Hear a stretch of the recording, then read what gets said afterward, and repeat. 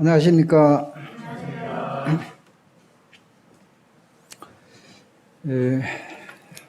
영천에 비가 별로 안 오는 지역인데 아마 내가 몇 년 동안 이렇게 폭우가 쏟아지는 걸 처음 경험하는 것 같습니다. 오늘 저녁에 또 우리 많은 성도들은 참석을 하지 않았지만은 이 폭포수 같이 쏟아지는 하나님의 은혜를 받으시는 이 저녁이 되기를 바랍니다. 여러분들 아멘 하시죠? 예, 하나님의 폭포수 같은 은혜. 우리 지난번 수요일 날마다 요한복음 공부를 해오고 있는데 4장 먼저 이 본문 말씀을 한번 읽어보고 또 말씀을 나누도록 하겠습니다. 요한복음 4장 20절부터 26절까지 우리 다 같이 한번 읽어보겠습니다. 시작. 우리 조상들은 이 산에서 예배하였는데 당신들의 말은 예배할 곳이 예루살렘에 있다 하더이다. 예수께서 이르시되 여자여 내 말을 믿으라. 이 산에서도 말고 예루살렘에서도 말고 너희가 아버지께 예배할 때가 이르리라. 너희는 알지 못하는 것을 예배하고 우리는 아는 것을 예배하노니 이는 구원이 유대인에게서 남이라. 아버지께 참되게 예배하는 자들은 영과 진리로 예배할 때가 오나니 곧 이때라. 아버지께서는 자기에게 이렇게 예배하는 자들을 찾으시느니라. 하나님은 영이시니 예배하는 자가 영과 진리로 예배할지니라. 여자가 이르되 메시아 곧 그리스도라 하는 이가 오실 줄을 내가 아노니 그가 오시면 모든 것을 우리에게 알려주시리이다. 예수께서 이르시되 내게 말하는 내가 그라 하시니라. 지난번 우리 사마리아 여인에게 찾아오신 예수님, 그래서 이 사마리아 여인이 예수님을 만나서 참 놀랍게 인생이 변화되고 그의 목마른 그 갈증을 충족시켜 주시고 근본적인 문제를 해결해 주시는 아주 놀라운 사건이 있었습니다. 소망도 없이 사람들로부터 피해서 또 많은 주목 속에서 외롭게 살아가던 이 여인에게 예수님이 찾아오셨습니다. 우리가 이제 오늘 드려지는 이 말씀도 예수님과 이 사마리아 여인과의 대화 속에서 성경의 굉장히 중요한 이 진리, 예배에 대한 말씀을 이 여인에게 가르쳐주고 계시는 것을 볼 수 있습니다. 오늘 제목이 참되게 예배하는 자들을 찾으시는 아버지. 이 제목이 말씀하시는 바를 오늘 상당히 우리가 생각을 해보고 참되게 예배하는 것이 무엇인가? 그러면 지금 나는 참되게 예배를 드리고 있는가? 또 우리 자신을 한번 돌이켜보면서 예수님께서 가르쳐 주시는 이 참되게 예배하는 자들을 찾으신다고 하셨는데 과연 나는 참되게 지금까지 예배를 해오고 있는가 하는 이 의문을 가지고 이 말씀을 한번 같이 살펴볼 수 있기를 바라고 또 해답을 얻기를 바랍니다. 우리 그리스도인의 삶 속에 이 예배가 차지하는 그 비중은 굉장히 크고 또 하나님의 자녀로서의 이 주님께 예배드리는 것은 특권이고 또 최상의 특권이고 또 최상의 의무입니다. 하나님께서 우리를 큰 죄악에서 구원해 주셨고 영원한 천국의 영생에 축복을 자녀들에게 허락하셨습니다. 오늘 요한복음 4장 23절을 다시 한번 읽어보면은 아버지께 참되게 예배하는 자들은 영과 진리로 예배할 때가 오나니 곧 이때라. 아버지께서는 자기에게 이렇게 예배하는 자들을 찾으시느니라. 아버지께 참되게 예배하는 자들. 그러면은 참되게 예배하지 못했던 당시의 사람들과 또 수많은 사람들이 참되게 예배를 드리지 못하고 있다는 사실을 그 속에 포함을 하고 있습니다. 이 주님께서 우리를 구원하신 것은 보면은 이 영광 예배를 받으시기 위해서 우리를 구원하신 것을 말씀하고 있습니다. 에베소서 1장 5절 6절을 제가 한번 읽어보겠습니다. 그 기쁘신 뜻대로 우리를 예정하사 예수 그리스도로 말미암아 자기의 아들들이 되게 하셨으니 이는 그가 사랑하시는 자 안에서 우리에게 거저 주시는 바 그의 은혜의 영광을 찬송하게 하려는 것이라. 우리를 예정하사 자기 기쁘신 뜻대로, 이 하나님의 기쁘신 뜻대로 우리가 예정을 입었고 또 예수 그리스도를 통해서 하나님의 아들들이 되게 하셨다. 왜 되게 하셨느냐? 이는 그가 사랑하시는 자 안에서 우리에게 거저 주시는 바, 이 거저 주시는 바가 뭡니까? 구원이죠. 영원한 영생의 이 선물. 그 받은 자들에게 그의 은혜의 영광을 찬송하게 하려는 것이라. 그래서 하나님께서 우리를 예정하시고 구원하시고 또 이 하나님의 자녀들을 통해서 영광을 받으시기를 원하신다는 사실입니다. 오늘 23절에는 뭐라고 했습니까? 아버지께 참되게 예배하는 자들을 이렇게 아버지께서는 자기에게 이렇게 예배하는 자들을 찾으시느니라. 어떻게? 영과 진리로. 과거에 이 번역본에는 신령과 진정으로 예배하는 자들을 찾으신다. 그러니까 이 하나님께서 우리 인간을 구원하시는 것은 이러한 목적을 가지고 우리를 구원해 주신 것입니다. 우린 복음을 전할 때는 한쪽의 면만 우리가 강조를 많이 하지요. 예수 그리스도가 이 땅에 오신 것은 죄인을 구원하러 오셨다. 잃어버린 자를 찾으러 오셨다. 이 구원에 관한 이 면에 대해서 굉장히 강조를 합니다. 그러나 이 하나님께서 이 자녀 삼으시고 구원해 주신 것은 결과적으로 예배를 받기 위한 것이다 하는 사실입니다. 이 사마리아 여자는 생활은 여러 가지 참 도덕적으로 문란한 그러한 그 삶을 살았고 한때는 남편이 5명이었고 현재 살고 있는 남자도 자기의 남편이 아니다. 그의 마음에 진정한 갈증을 채워줄 수 없는, 생수를 줄 수 없는 그러한 남편과 지금 사람과 함께 살고 있는데, 그렇지만 이 여인은 많은 그 종교적인 이 지식과 이론을 가지고 있습니다. 지금도 많은 사람들은 나름대로 자기의 이론과 또 이 종교에 대한 논리를 가지고 있는 분들이 참 많아요. 그러나 이것이 이제 하나님 보실 때 과연 어떠한가 하는 사실이죠. 이 여인은 이 20절에 보면은 우리 조상들은 이 산에서 예배하였는데 당신들의 말은 예배하는 것이 예루살렘에게 있다 하더이더라. 이 여인은 삶은 좀 문란하게 살았지만은 이 종교에 대해서 상당한 관심을 가지고 있었어요.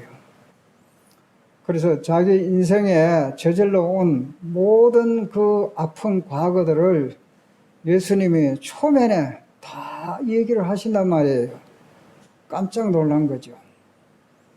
누가 우리의 과거를 다 알 수 있는 사람이 이 세상에 누가 있겠습니까? 우리 주님 외에는. 우리의 모든 과거들 주님은 우리를 다 보시고 다 알고 계시죠. 이와 같은 이 예수님을 만나고 정말 자기가 노출시키지 않았지만 주님은 그의 모든 삶을 아셨고 정말 내가 얼마나 큰 이 죄인이라는 것을 이제 깨닫고 예수 그리스도가 바로 그들이 이스라엘 백성들이 기다렸던 메시아가 바로 자기와 얘기하고 있던 예수 그리스도라는 사실을 26절에 말씀해 주고 있습니다. 메시아가 오면 모든 것을 우리에게 가르쳐 주실 것입니다. 너와 말하고 있는 내가 바로 그 메시아다. 이 여인이 메시아를 만나고 나서는 어떻게 했습니까? 물동이를 대낮에 물리러 왔다가 잊어버리고 물리 기르러 온 것은 잊어버리고 메시아를 만났다는 그 감격에 동네로 달려가서 나의 모든 과거를 다 말해준 이 사람을 와보라. 이분은 바로 메시아가 아니냐. 그래서 동네 사람들이 오르르 몰려왔어요. 이틀 동안 그 마을에 머무시기를 간청해서 예수님이 그 바쁜 일정 속에서 사마리아 동네에 들어가 가지고 말씀을 전하시면서 또 거기에 복음을 전하셨습니다. 그래서 그 동네에 많은 사람들은 우리가 이제 예수님을 믿는 것은 너의 말 때문에 믿는 게 아니라 친히 이 예수 그리스도가 이 세상의 구주이신 것을 알기 때문에 이제 우리가 믿는다. 그래서 사마리아 여인을 통해 가지고 이 사마리아 동네가 막 뒤집어졌어요. 이스라엘 백성들이 기다렸던 이 메시아를 그들이 이제 알게 되었고 믿게 되었고, 그래서 이 친히 확신한다는 것은 주님께로부터 만나는 그러한 확신이 정말 중요하다 하는 것을 우리가 살펴봤습니다. 지금은 우리가 주님이 계시지 않지만 하나님은 살아계시고 또 이 주님의 이 말씀은 살아있기 때문에 바로 이 말씀 속에서 주님을 만나는 이 생명의 말씀을 깨닫고 주님을 구주로 영접하는 사람은 친히 주님 앞에 말씀을 듣고 믿게 되는 것이고 깨닫게 되는 것이다 하는 거죠. 이제 우리가 믿는 것은 확정할 필요가 있다 이거죠.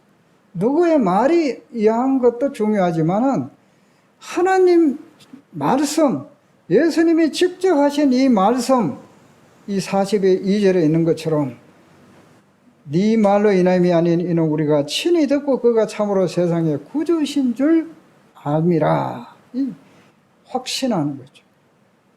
이 세상에 구주로 오신 분이, 메시아이신 분이 바로 예수 그리스도라는 사실을 이 동네 사람들이 많이 이제 알게 되었고 이제 확신을 가지게 되었죠. 그런데 이제 이 여인이 여기서 이 많은 사람들에게 이제 필요한 것은 이제 이 예배에 관계되는 문제입니다. 물론 4장 20절에는 보면은 이 산에서도 말고 예루살렘에서도 말고, 그런데 이제 21절에 보면은 예수께서 이르시되 여자여 내 말을 믿으라. 이 산에서도 말고 예루살렘에서도 말고 너희가 아버지께 예배할 때가 이르리라 했습니다. 이 산에서도 말고 예루살렘에서도 말고, 그러니까 지금까지 그들은 사마리아 사람들이나 예루살렘 사람들은 하나님께 예배를 드렸지만은 그러나 근본적으로는 하나님 앞에 주님이 보실 때는 다 온당한 예배가 아니었어요. 22절에 보면은 너희는 알지 못하는 것을 예배하고 우리는 아는 것을 예배하노니 이는 곧 유대인에게서 남이니라. 너희는 알지 못하는 것을 예배하고, 이 사마리아 사람을 비롯해서 수많은 이 종교를 가진 사람들은 알지 못하는 것을 예배하고 있습니다. 그 이스라엘 나라의 그 당시에 수도가 사마리아고, 또 여로보암이 이제 북이스라엘의 이제 초대 왕이 되었지요. 왕이 되었는데, 이 왕이 되자마자 하나님의 말씀을 저버리고 어떻게 하느냐? 우리가 열왕기상 12장을 한번 보겠습니다. 열왕기상 12장. 열왕기상 그 12장 28절에서 33절을 보면은 그 내용 속에 이러한 내용이 있습니다.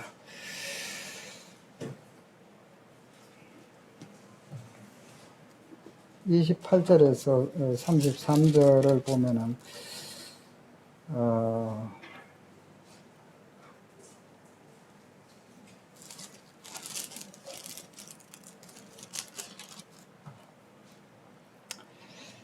이 28절에 보면은 26절에 보면은 그 여로보암이 이제 그 25절부터 나오는 내용인데, 마음에 스스로 이르기를 나라가 이제 다윗의 집으로 돌아가리라 이렇게 이제 생각을 하고, 28절에 보면은 이에 계획하고 두 금송아지를 만들고 무리에게 말하기를 너희가 다시는 예루살렘에 올라갈 것이 없도다. 이스라엘아, 이는 너희를 애굽 땅에서 인도하여 올린 너희 신들이라 하고, 두 금송아지를 만들었다 이거죠. 계획하고. 이제 뭐 예루살렘에 올라갈 거 없다. 그까지 가가지고 예배 드릴 거 없다 이 말이죠.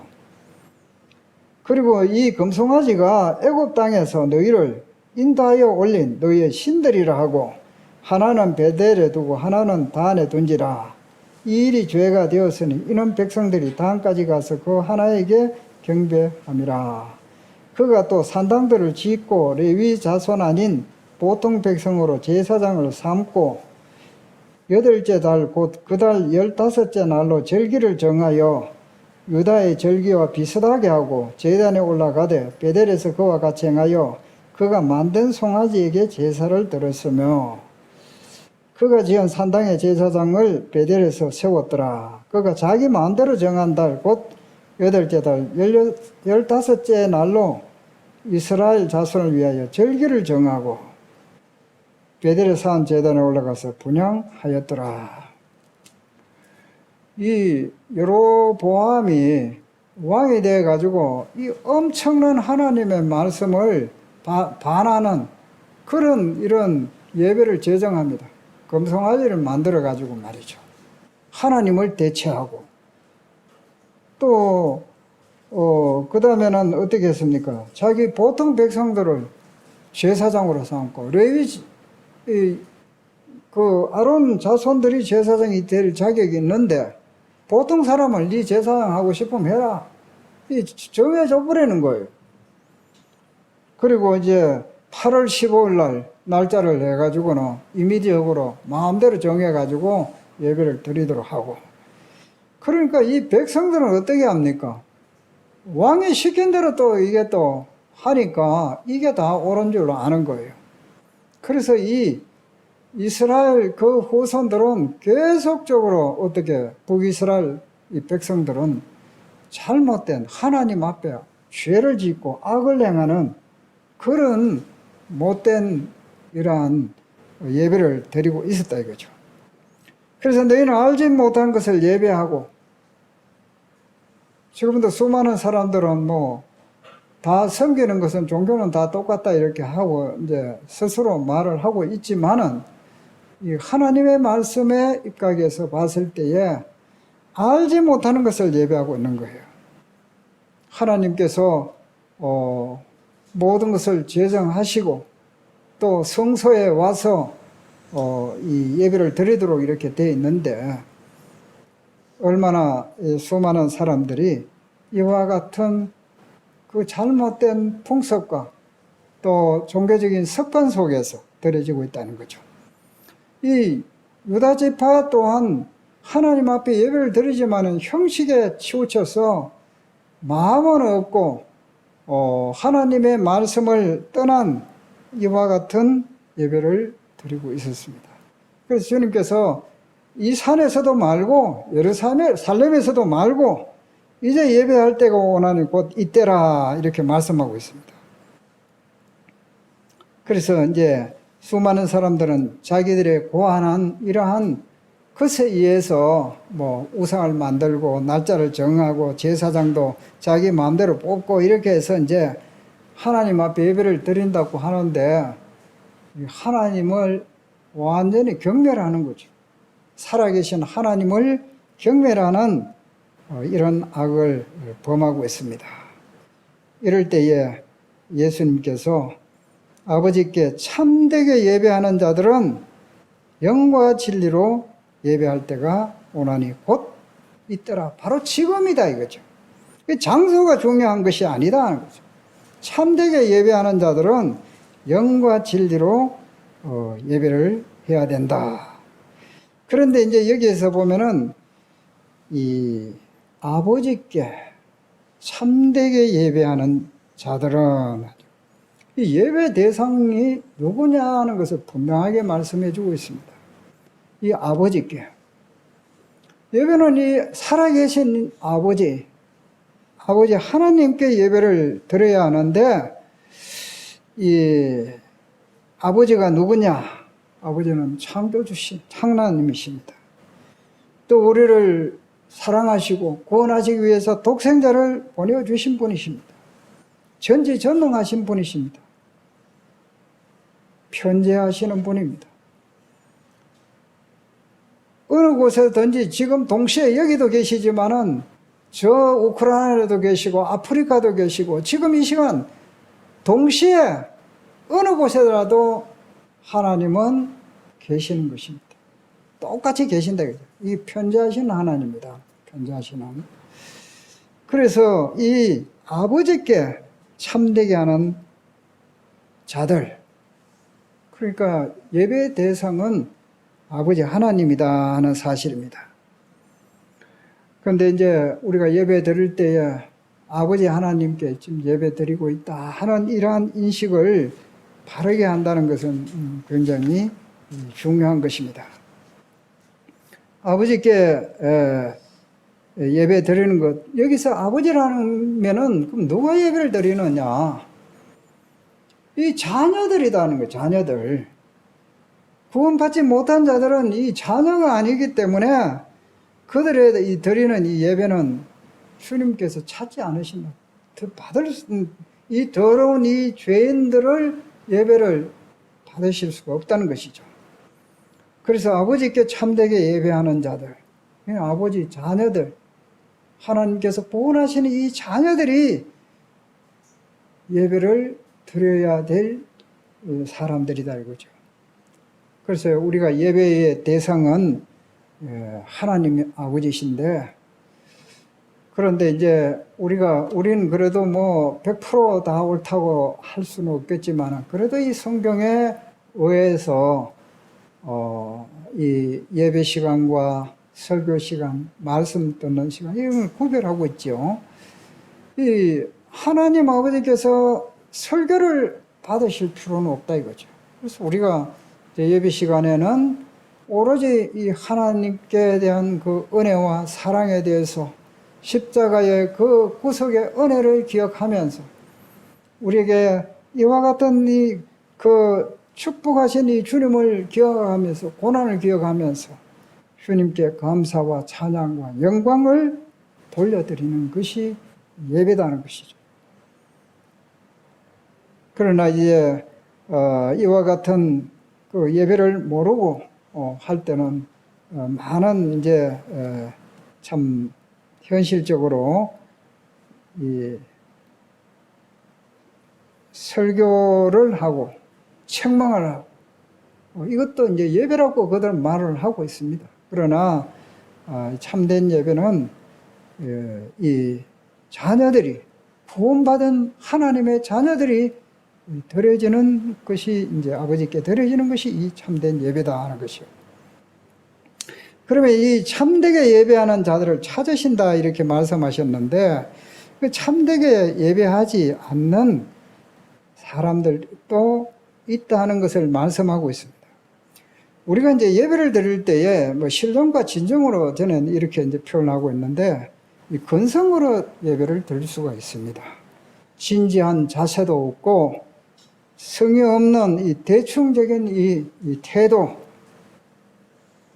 마음에 감사가 없고 기쁨이 없고 주님을 경외함이 없는 이러한 이 예배는 아버지께 참되게 예배 드려지는 것이 아닙니다.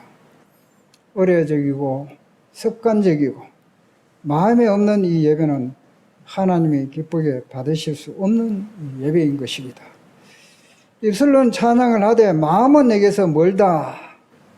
주님께서 이스라엘 그 유대인들에게, 종교 지도자들에게, 서기관과 바리새인들에게 책망을 했습니다. 너희들은 입술로는 나를 존경하지만 마음은 내게서 멀다. 정말 진지하게 나를 정말 은혜와 사랑에 감사해서 아버지께 예배를 드리고 있느냐? 아니면 근성으로, 의례적으로, 습관적으로, 이와 같은 형식적으로 드리고 있느냐? 이것을 우리는 여기서 이제 생각을 해볼 수 있습니다. 영과 진리로 이렇게 이제 말씀하고 있죠. 그래서 이 유대인들의 이 예배가 이 하나님, 주님 보실 때에 너무나도 합당하지 못한 것들을 우리가 이 마태복음 23장들을 통해서다, 또 말씀을 통해서 우리가 볼 수가 있습니다. 그래서 이제 이 주님은 이 영과 진리 안에서 예배해야 한다고 이렇게 말씀하고 있습니다. 이 하나님은 영이시니, 그러니까 편지하시는 하나님, 지금 우리 마음속에 계시고 어느 곳에라도 동시에 계시는, 우리의 모든 것을 다 보고 계시는 이 주님 앞에 우리가 속일 수 있겠습니까? 우리의 생각이나 이 자세나 이런 것들을 다 알고 계신다 이 말이죠. 그래서 이 영이시기 때문에 신령과 영과 진리로 예배할지니라. 영과 진리로 예배할지니라. 이게 명령입니다. 명령. 선택의 문제가 아니에요. 신령과 진정, 영과 진리로 예배하는 것을 주님은 받으신다는 거죠. 한 줄 내내 내 생각대로 살다가 이스라엘 백성들이 소나 양이나 가지고 와서 예배를 드리면은 다 된 것처럼 형식적으로 그러한 예배를 주님이 이제, 그것은 내가 신물이 났다. 이사야 1장에 보면은 내 마당만 밟고 너희들의 이러한 그 제사는 내가 정말 보기도 싫다. 이제 여러 가지 그 표현상 말씀을 하고 있는데, 이 속은 정말 하나님의 자녀로서 무할례자와 같은 그러한 비신앙적인 그러한 생각과 삶을 살면서 이런 양이나 소나 끌고 와서 드리면은 다 하는 것처럼 이와 같은 것을 하나님이 기쁘게 받으시지 않는다는 것입니다. 그래서 이 예배하는 자는 영과 진리로 예배할지니라. 이 신령한 노래를 부를 수 있는 사람은 신령한 성도들이 부를 수 있습니다. 골로새서 3장 16절에 보면은 그리스도의 말씀이 너희 속에 풍성히 거하여 모든 지혜로 피차 가르치며 권면하고 시와 찬송과 신령한 노래를 부르며 감사하는 마음으로 찬송하고, 이렇게 되어 있습니다. 이 육신적인 성도는 신령한 노래를 부를 수가 없습니다. 육신적으로 영적으로 우리가 이 주님 앞에서 깨어 있고 주님 앞에 관계를 하고 이와 같은 삶이 뒷받침되지 않으면은 신령한 예배를 드릴 수가 없다는 거죠.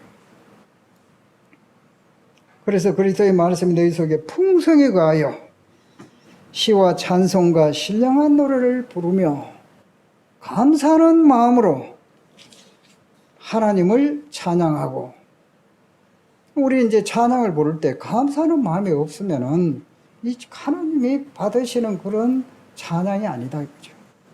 감사하는 마음으로 하나님을 찬양하고 신령한 노래를 부르며, 그래서 우리가 이 신령과 진정, 영과 진리로 예배드릴 때, 이 영과 진리 할 때 영은 영어적인 표현에서는 the Spirit, 이 성령님을 말하고 있어요. 성령님.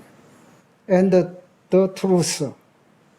그래서 이 성령으로 예배를 드리고 또 진리로 예배드리고 하는 이 영적으로 우리가 깨어있지 않으면은 이 주님 앞 이와 같은 예배를 올바르게 드릴 수가 없는 것입니다. 그래서 이 영적인 예배는 영적인 삶 속에서 영적인 예배를 드릴 수가 있습니다. 그래서 이 성경에는 이 거룩한 삶, 경건한 삶을 성경에는 엄청나게 강조를 하고 있습니다. 시편 29편 2절의 말씀에는 여호와께서 그의 이름에 합당한 영광을 돌리며 거룩한 옷을 입고 여호와께 예배할지어다. 하나님은 영이시니 예배하는 자가 영과 진리로 예배할지니라. 그러면 이제 우리의 그리스도의 삶은 예배의 삶입니다. 예배의 삶. 우리가 요한계시록에도 보면은 그 24 그 보좌에서 또 이제 내 짐승이 거룩하다 거룩하다 이 여호와 앞에 하나님 앞에 엎드려서 찬양과 영광과 경배를 돌려 드리는 것을 우리가 볼 수 있습니다. 우리가 천국 가면은 이 예배드리는 이 삶이 굉장히 이 중요한 삶으로 말씀을 하고 있어요. 그리고 이제 우리가 구원받은 이것은 예배를 드릴 때 우리가 말할 수 없는 이 주님의 영광 속에 들어가는 거예요. 또 주님이 우리를 예배를 받으시기 위해서 우리를 또 구원하셨고, 그래서 이제 우리 그리스도인의 삶은 이 땅에서 예배하는 삶이다 하는 것이죠. 그래서 신약 성경에 우리가 베드로전서에도 보면 모든 신자가 다 제사장이다 했어요. 제사장이다. 이 하나님의 성소에 들어가서 예배 드리는 사람은 거룩한 이 제사장이 되어야 한다는 것이죠. 베드로전서 2장 5절에 우리가 말씀을 평상시에 자주 하니까 찾지는 않겠습니다만은, 너희도 예수 그리스도로 말미암아 하나님이 기쁘게 받으실 신령한 제사를 드릴 거룩한 제사장이 될지니라. 하나님이 기쁘게 받으실 신령한 제사를 드릴 거룩한 제사장이 될지니라. 베드로전서 2장 5절에 그 신령한 제사를 드릴, 그것이 하나님을 기쁘시게 한다 이거죠. 거룩한 제사장이 될지니라. 우리 이 땅에 살고 있는 우리 하나님의 자녀들은 거룩한 제사장들입니다. 거룩한 제사장. 구약에는 이 아론의 자손들만 제사장 직분을 가지고 거기서도 지성소에 들어가려고 하면 1년에 한 번밖에 못 들어가요. 그러나 이제 우리는 예수 그리스도로 말미암아 그 피로 속죄함을 받은 자녀들은 이 휘장이 위로부터 다 갈라져 버렸잖아요. 성소와 지성소 사이에. 그래서 우리 하나님의 이 자녀들은 언제든지 은혜의 보좌 앞에 나가서 하나님을 대면할 수 있고 예배드릴 수 있는 이런 특권을, 자격이 주어져 있단 말이에요.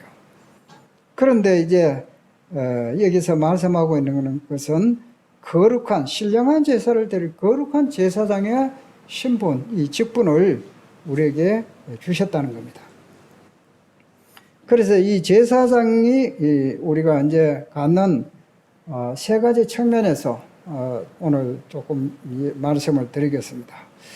로마서 12장 1절에 보면은 자기 몸을 드리는 자기 몸을 이 거룩한 산 제물로 드리라 하는 것은 너희 몸을 하나님이 기뻐하신 거룩한 산 제물로 드리라. 이 산 제물, 산 제사, 산 제물. 그래서 이 로마서 12장 1절에 이 사도 바울이 그러므로 형제들아 내가 하나님의 모든 자비하심으로 너희를 권하노니, 이거는 굉장한 이것은 축복이고 특권입니다. 모든 자비하심이 여기에 포함되어 있는 것이요. 너희를 권하노니 너희 몸을 하나님이 기뻐하시는 거룩한 산 제물로 드리라. 이는 너희가 드릴 영적 예배니라. 거룩한 산 제물, 거룩한 제사장. 그러니까 우리 이 성도의 삶에 실제 내 삶 속에 거룩에 빠져 있다고 한다면은 이 주님 앞에 신령한 예배를 드릴 수가 없다는 거죠. 영과 진리로. 그래서 이 주님과의 이 바른 관계, 또 우리의 이 삶의 자세를 항상 나는 이 주님 앞에 거룩한 제사장으로서의 합당한 이러한 삶을 추구하면서 주님 앞에 예배드리는 이러한 삶을 우리는 살아야 된다는 것이죠. 이 거룩한 산 제물. 그래서 하나님 앞에 제사를 드리려고 하면 어떻게 했습니까? 양이나 염소 중에서 흠이 없어야 되죠. 흠이 없어야. 그 흠이 있으면은 그 제물로서는 불합격이다 이거죠. 그 우리는 이 거룩한 하나님의 이 제물로서 흠이 없어야 된다. 이걸 가지고 거룩한 산 제물이 돼야 된다 이거죠. 이것이 이제 너희가 드릴 영적 예배라 말씀하고 있습니다. 이 레위기는 정말 읽어보면은 참 힘드는 그 장입니다. 그러나 거기에 보면 5가지 제사가 나오고 또 부정한 식물, 또 먹어도 되는 식물, 동물, 식물, 동물, 이러한 것들이 그 부정한 것이 뭐가 부정한 것이다. 5가지 제사를 드려야 되고, 먹어야 될 거, 못 먹어야 될 거, 그 다음에 어떠할 때에 부정하고, 또 이제 하나님의 백성으로서 어떻게 살아야 할 것을, 생활의 규범들을 레위기에서 자세히 말씀을 하고 있습니다. 이것은 무엇을 말합니까? 거룩한 삶이 요구되지 않으면은 하나님 앞에 합당한 예배자로서 합당하지 않다는 거죠. 그래서 이제 합당한 예배자로서 살려고 하면은 거룩한 이와 같은 삶을 살아야 될 것을 하나님께서 말씀하셨습니다. 그리고 이 성막을 지을 때에 하나님께서 세세하게 그 식양, 어떻게 지어야 될 것을 말씀하셨어요. 그런데 그 거룩한 장소에 누가 계시느냐? 성소에 하나님이 계신다 이거죠. 거룩하지 못한 자가 그 성소에 나갈 수가 있겠습니까? 우린 신분적으로 예수 그리스도의 피로 거룩한 자가 되었습니다. 그러나 이제 하나님께서 우리에게 원하시는 것은 신분과 우리의 실제의 이 삶이 일치가 되기를 원하시는 거예요. 그래서 이 삶이 실제가 되지 못할 때에 정말 우리 주님 앞에 합당한 이 거룩한 제사장으로서는 실격이 되는 겁니다. 하나님을 기쁘시게 할 수 없는 것이고, 또 하나님께서 우리에게 주시고자 하는 이러한 축복들을 우리 누리면서 또한 살 수가 없는 것입니다. 그래서 레위기 20장 26절에 보면은 레위기 20장 26절 한번 찾아보겠습니다. 레위기 20장 26절.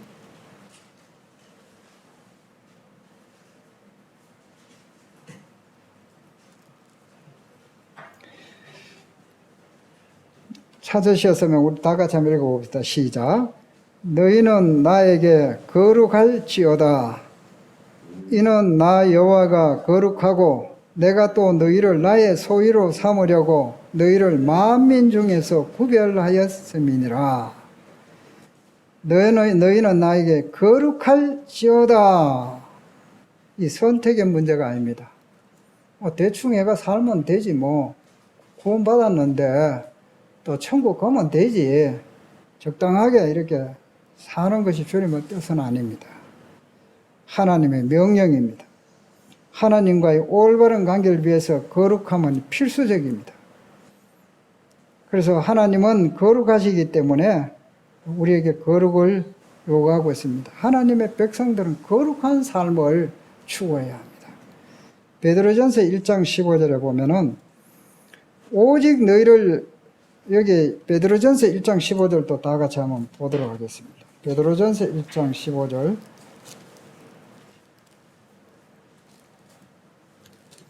(15절에서) (17절까지) 한번 읽어보겠습니다.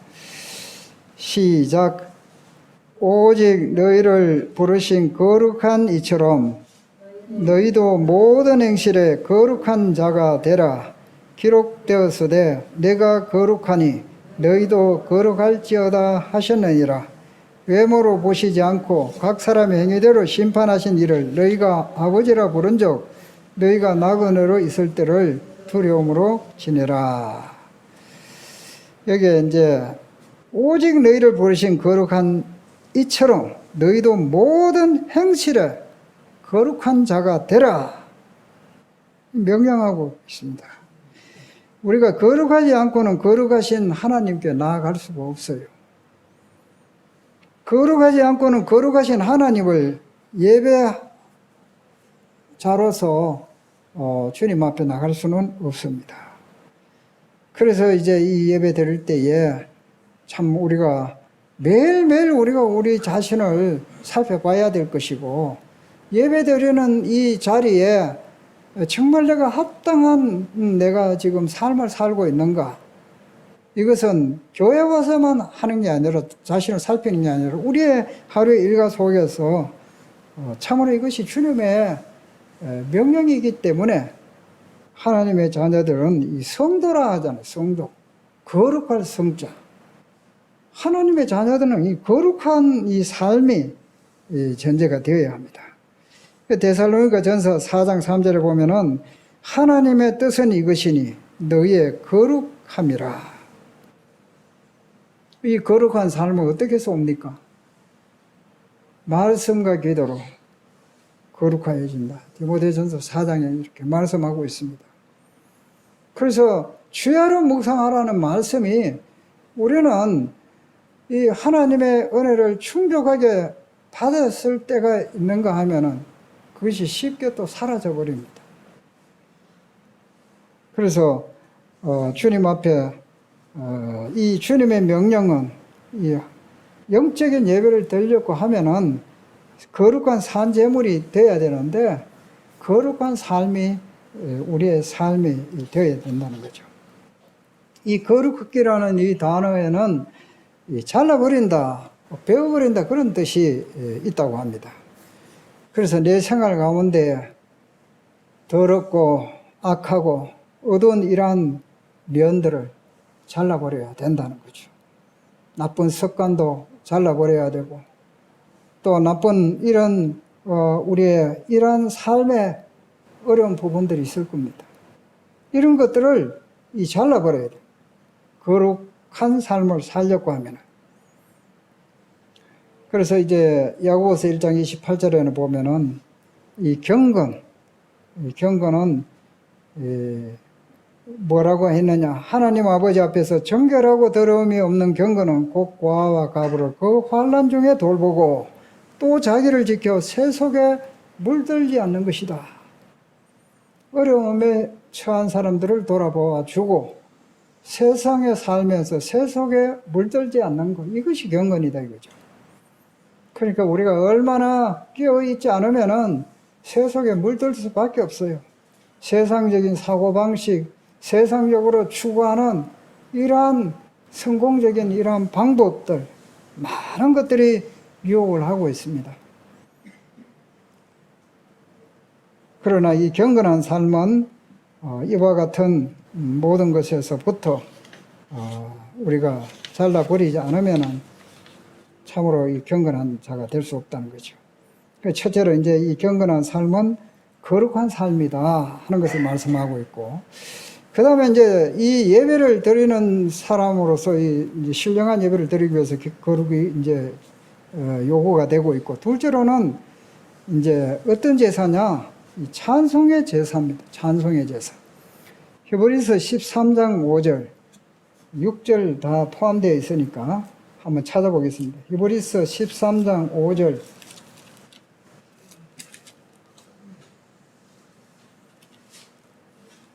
(13장)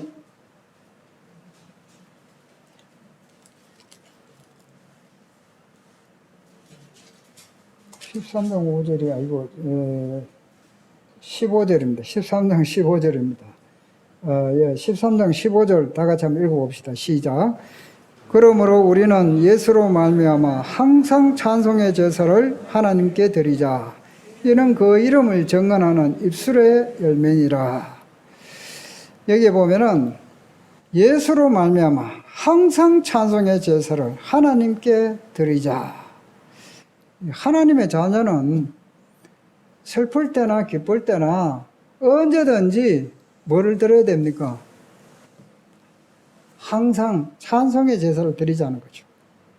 감사도 역시 마찬가지입니다. 범사에 감사라는 말씀도 모든 환경에서 좋을 때나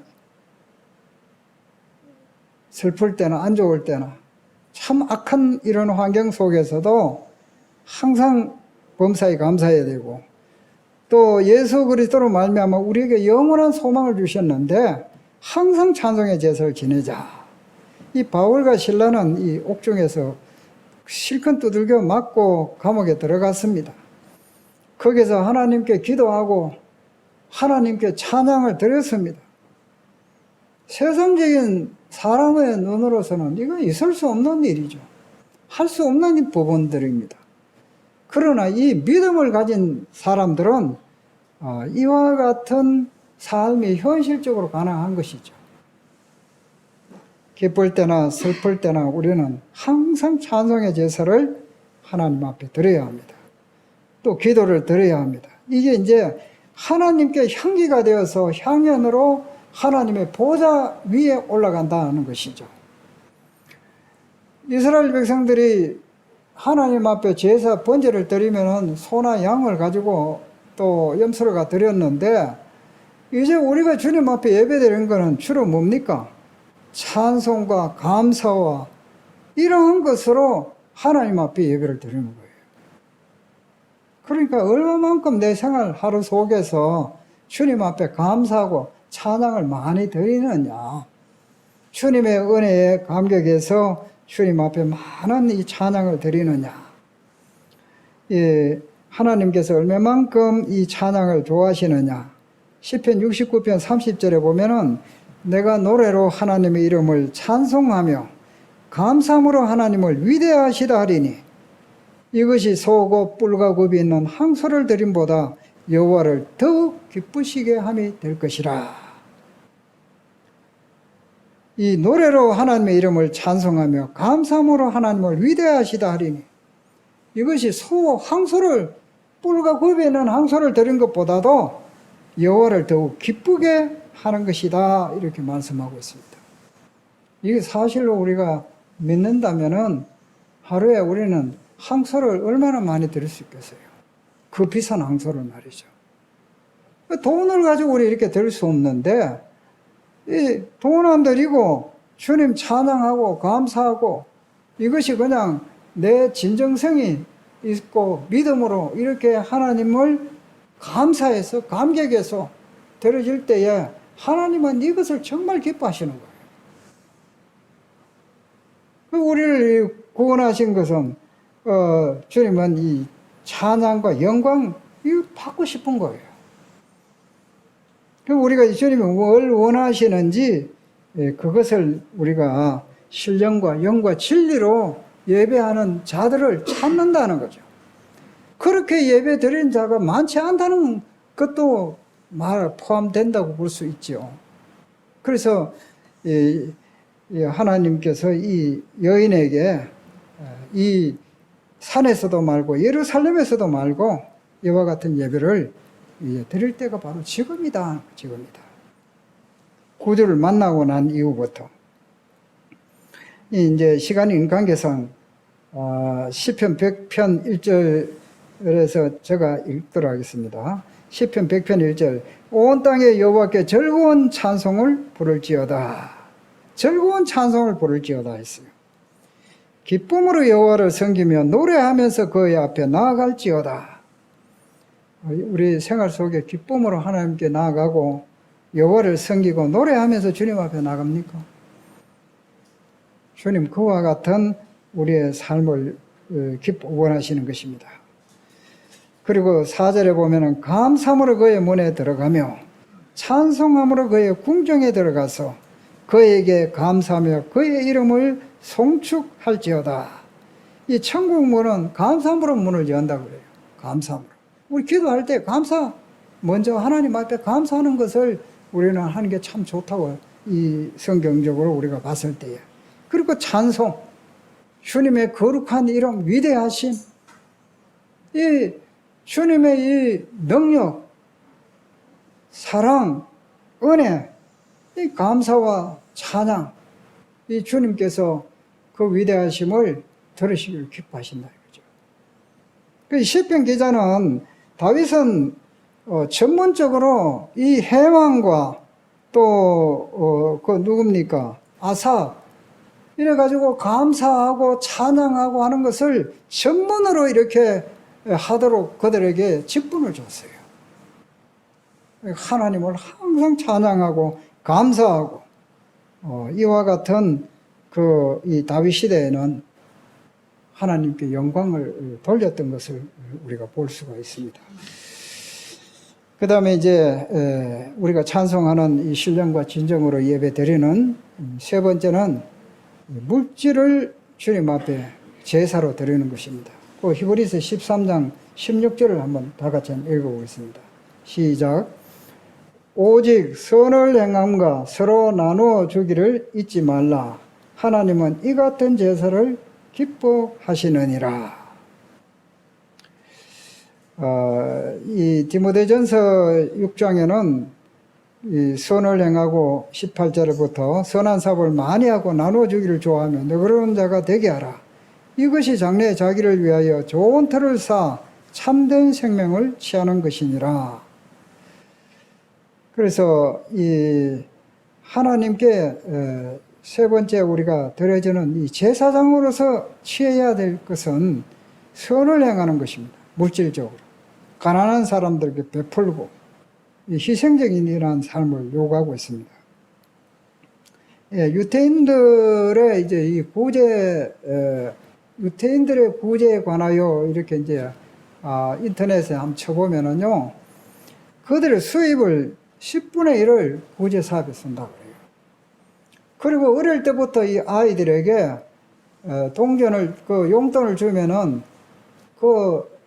이 구제 통이 있는 거예요. 동전을 딱 놓으면 땡그랑 소리가 나는 거예요. 이제 이게 이제 푸슈케라고 하는데, 그래서 어릴 때부터 구제하는 이러한 습관이 몸에 딱 배이는 거예요. 어려운 이웃들이나 또 친지들이나 또 이제 이러한 사람들에게 구제의 손길을 이렇게 많이 펼치는 것이 유태인들에게는 어려서부터 생활화가 되어가지고 습관화가 되어 있다는 거죠.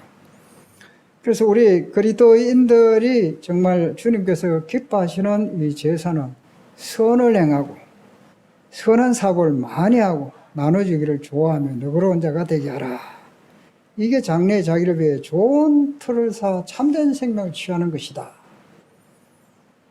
그래서 신령과 진정으로 예배 드리는 것이 무엇을 말하는 것이냐 하는 것을 오늘 말씀을 우리가 한번 찾아봤습니다. 예수님께서 이 사마리아 여인과의 대화를 하면서 예배 드린 자는 아버지께 참으로 참되게 예배 드린 자는 신령과 진정으로 예배할지니 이러한 그렇게 예배 드린 자들을 찾으신다 하나님이. 그래서 우리가 내가 지금 이와 같은 예배를 주님 찾으시는 이와 같은 예배를 내가 드리고 있는가 스스로 우리가 반성을 하면서 참으로 주님 앞에 주님이 기뻐 허명하시는 이와 같은 예배를 저와 우리 영천교회 모든 성도님들이 드려지기를 소원하는 마음이 있습니다. 이로써 오늘 참으로 아버지께 예배하는 자들을 찾으시는 것에 대해서 함께 생각해 보았습니다. 감사합니다.